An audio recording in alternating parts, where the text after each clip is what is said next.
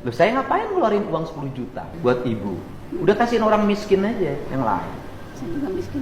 Ya, juga miskin kan? Kenapa miskin? Gayanya orang kaya. Kan ini harus dibenerin cara berpikir begini. Rumah nggak punya, ya kan? Sekarang kontrak udah punya uang kontraknya.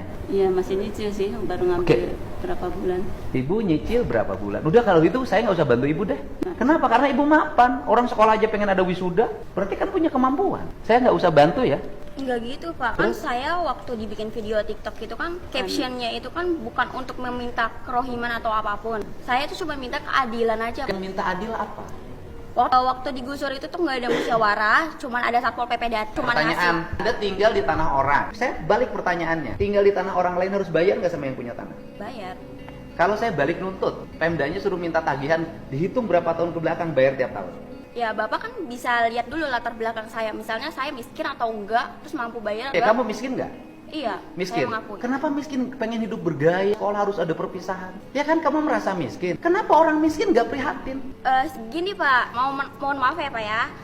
Saya bukannya menolak kebijakan Bapak, saya Bukan kebijakan saya, itu kebijakan bupati. Iya, maksudnya apapun itu saya mendukung. Cuman jangan dihapus Pak, nggak semuanya orang itu kan bisa terima. Terus kalau misalnya kayak wisuda dihapus, terus misalnya Bapak juga ngebalik minta pajak sama saya, padahal kan saya miskin, apakah? Bukan minta pajak, saya balik. Iya. Anda miskin, tapi jangan sok kaya. Orang miskin tuh prihatin bangun masa depan. Seluruh pengeluaran ditekan, digunakan untuk yang positif, bisnis, pengembangan diri. Lah ini rumah nggak punya, tinggal di bantaran sungai. Orang tua yang lain itu menyambut gembira ketika wisuda dihapus. Keluarga ini menolak wisuda dihapus. Ya kalau gitu saya nggak usah bantu kerohiman. Bukan menolak sih Pak. Apa? Bukan menolak. Ya saya tanya balik Bu, ibu perlu uang nggak buat ngontrak? Perlu.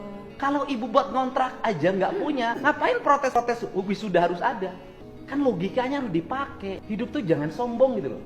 Ibu buat ngontrak aja nggak punya, tapi ibu merasa bahwa wisuda lebih penting mana?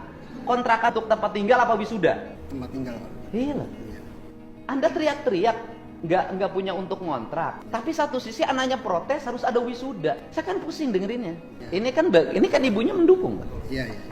Ibu mendukung saya, ibu saya tanya semua. Ibu setuju nggak kebijakan saya? Sekolah nggak usah ada wisuda, nggak usah ada studi tour biar.